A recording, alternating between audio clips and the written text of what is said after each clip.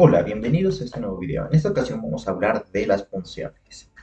Y bien, aquí es donde ya realmente nos empezamos a poner más serios y va a empezar a ponerse interesante todo esto. ¿Qué son las funciones? Bueno, las funciones son bloques de código reutilizables.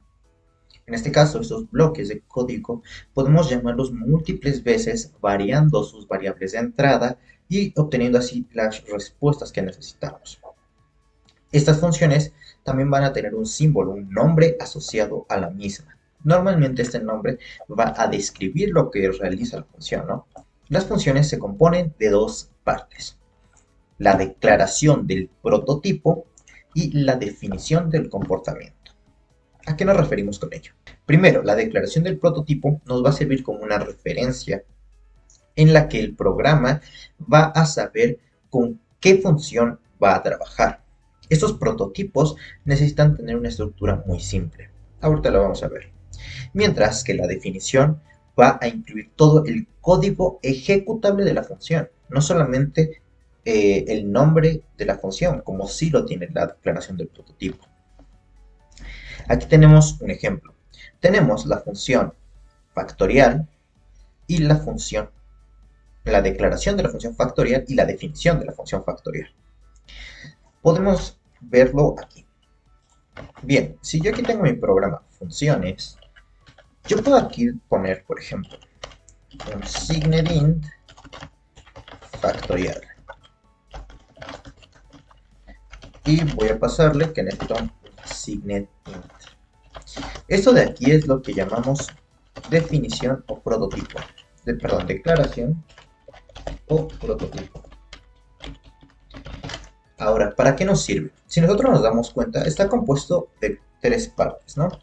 Tenemos, por un lado, el tipo de dato que nos va a devolver, que en este caso es de tipo un signedint, es decir, un entero sin signo, un entero positivo. Después tenemos el nombre de la función, que en este caso es factorial, y después tenemos los parámetros que recibe. Ojo, los parámetros que reciben no es necesario que tengan un nombre, simplemente nos interesa para el prototipo saber los tipos de datos de estos parámetros. ¿Esto para qué? Bueno, pues para que el programa internamente valide si los tipos de datos que le pasamos a la función son correctos. No me importa que no tenga la función factorial todavía definida. Yo ya puedo referenciarla. Como ven, escribo factorial y me lo indica. Me indica que existe una función factorial. Y yo le paso un carácter, bueno, mejor dicho, vamos a pasarle una cadena de texto. Hola. Bueno, pues me va a validar que este tipo de dato es incorrecto. Tengo mi término. Vamos a escribir. Nos vamos a ir a funciones 1. Y aquí vamos a escribir gcc menos o salida exe, simplemente salida y punto diagonal funciones. Compilamos. La función va a marcar un error porque no espera que yo le pase una cadena de texto, espera que yo le pase un signedint. Es lo que hemos declarado previamente. Para ello nos van a servir los prototipos, para saber estos tipos de datos. Si se dan cuenta, pues abajo me da otro error, que no existe esta referencia. Eso ya es porque no tengo la definición, que es la siguiente parte. La definición de una función. En este caso, la definición va a contener lo mismo. Va a tener el tipo de dato, el nombre de la función, los parámetros que necesita, pero además va a contener un bloque de llaves donde va a desenvolverse todo el comportamiento. En este caso, va a necesitar una palabra especial que es un return, solamente si el tipo de dato que devuelve la función es diferente de board. Este return indica dónde termina la función y cuál es el valor que se va a devolver al programa principal. Muy bien. Por ejemplo, de nuevo, regresando a nuestro ejemplo del factorial. Ok, digamos que entendí. Ya sé que no puedo hacer esto, pero sí necesito saber un factorial. Entonces vamos a decir el factorial de 3 es por ciento de barra n. Y le paso que es factorial de 3. Muy bien. ¿Qué es lo que tengo que hacer aquí? Bueno, necesito redeclarar esta función, pero asociándole el comportamiento que va a tener. Signet int any. Si se dan cuenta, ahora necesito colocar el bloque de llaves porque ahora voy a definir el comportamiento de mi función. ¿Qué es lo que voy a hacer? Bueno, simplemente voy a hacer un ciclo para representar el factorial.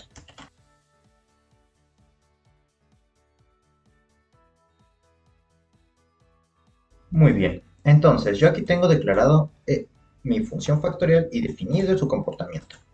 En este caso, toma el valor del factorial y lo asigna como 1 y va a realizar este procedimiento.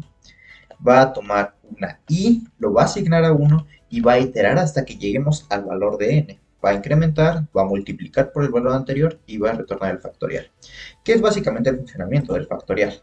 Así, o también podríamos hacerlo de esta otra forma, ¿no? Toma el valor de entrada, por ejemplo, un 3. Bueno, tomamos este 3. Después lo multiplicamos por 2 y luego por 1. Y así estamos obteniendo el factorial, que es justamente su definición. Multiplicar por todos los números anteriores hasta el número actual. En este caso, pues ahora vamos a ver que ya no me manda ningún error. ¿Por qué? Porque le estoy pasando correctamente un número entero, positivo, y en segundo lugar, porque ya tenemos la definición de la función. Si ahora yo ejecuto salida, entonces yo compilo el programa, ejecuto y me dice que el factorial de 3 es 6. Correcto, el factorial de 3 es 6. Si yo ahora le paso, por ejemplo, el factorial de 6, me va a decir cuál es el factorial de 6. Aquí lo tenemos, el factorial de 6 es 720. Esto es correcto, entonces lo tendríamos de esta manera. Si nos damos cuenta, si yo varío el valor de la entrada a mi función, también varía el valor de la salida. Si yo le paso un 1, me va a devolver 1. Si le paso un 2, me va a devolver 2. Si le paso un 3, me va a devolver 6. Un 4, 24. 5, 120. 6, 620, etc. Obviamente, esto va a depender de la función que tengamos. En este caso, simplemente estamos obteniendo el factorial. Así que estos van a ser los resultados asociados a los factoriales. Esta sería la forma en que nosotros tenemos para trabajar con funciones. Definir el prototipo para que el programa sepa cuál es y definir el comportamiento, el código legible de nuestra función. Muy bien, ahora, sucede algo muy interesante. La función main.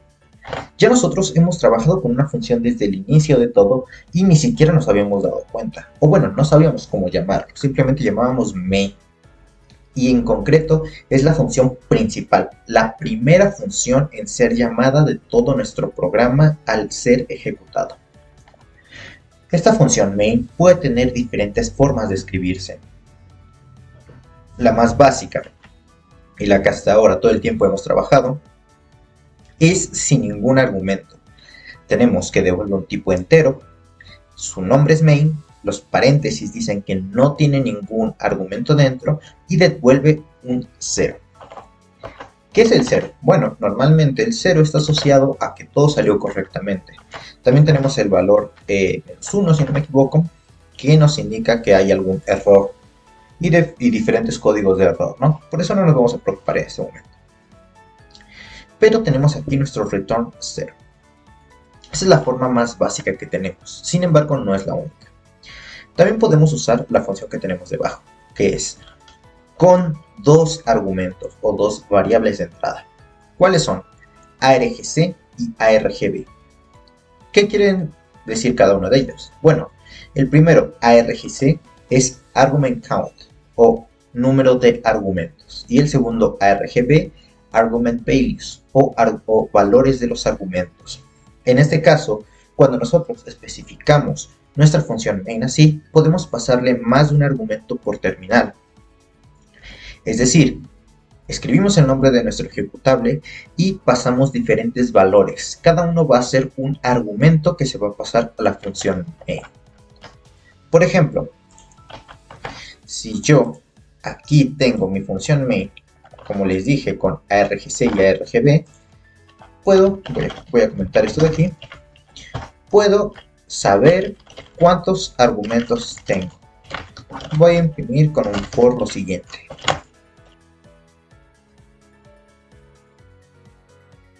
Lo primero, ARGC es un entero que contiene el número de argumentos que le estamos pasando por terminal. Perfecto.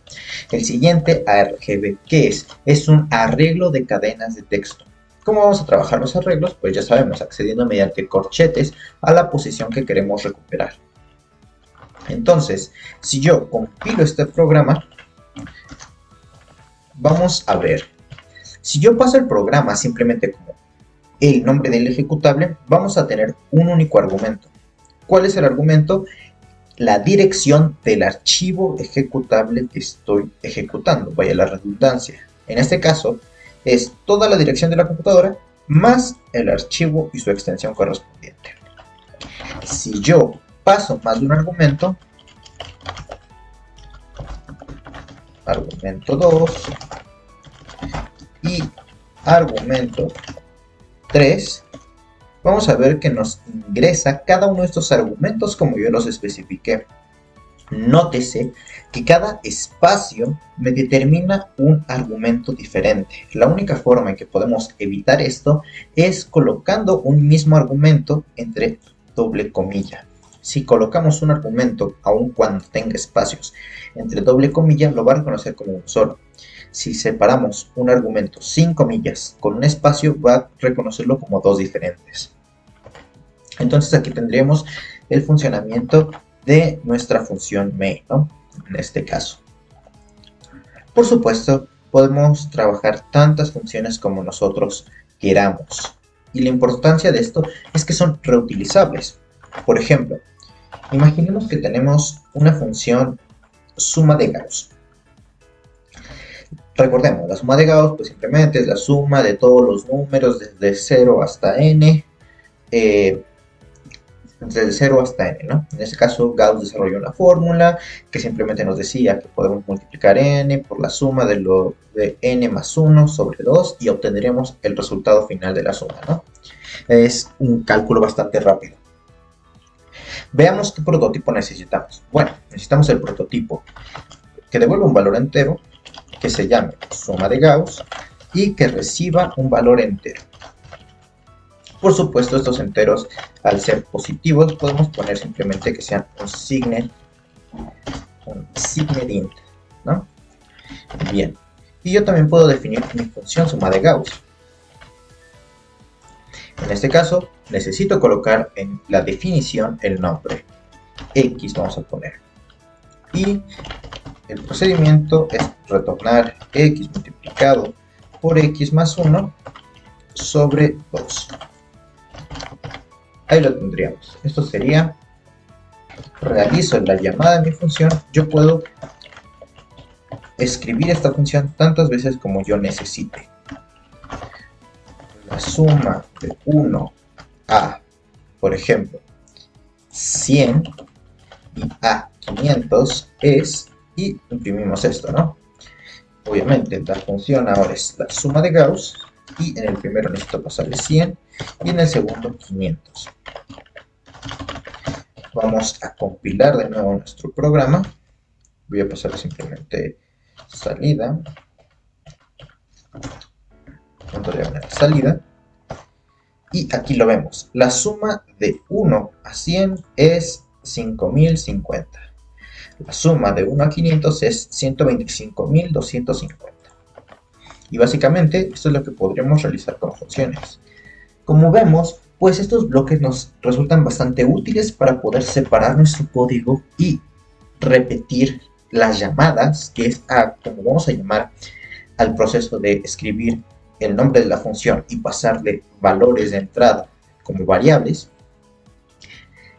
nuestras llamadas, para evitar repetir todo este código. Si yo no hiciera esto, tendría que reemplazar cada que yo quiera realizar la suma de Gauss manualmente mi valor. En este caso, por supuesto, sería 100 y en este otro segundo sería 500. Pero yo tendría que reemplazar todo el tiempo el procedimiento. Para el factorial sería mucho peor, porque yo tendría que pasar este valor, por supuesto, pasarle un signed int n igual a 6 y repetir todo el procedimiento cada vez que yo quiera calcular un nuevo factorial. Todo esto me lo estoy ahorrando al hacer uso de funciones, ya que ese comportamiento lo abstraigo, es decir, retiro de él todos los elementos que son repetitivos o redundantes, en este caso el valor que voy a calcular factorial o el valor al que voy a calcular la suma, lo coloco como una variable de entrada única y lo trabajo. El comportamiento está encapsulado dentro de factorial y en las llamadas voy a modificar ese comportamiento modificando la variable de entrada. Muy bien. Entonces, para eso nos servirían las funciones y esto sería la gran utilidad que tienen. Este es un video introductorio de funciones, vamos a ver muchísimo más de ellas conforme vayamos avanzando. Sin más, yo me despido. Espero que hayan entendido, espero que les sea útil este video, espero que ahora puedan empezar a crear sus propias funciones. Muchas gracias por ver, hasta la próxima. Adiós.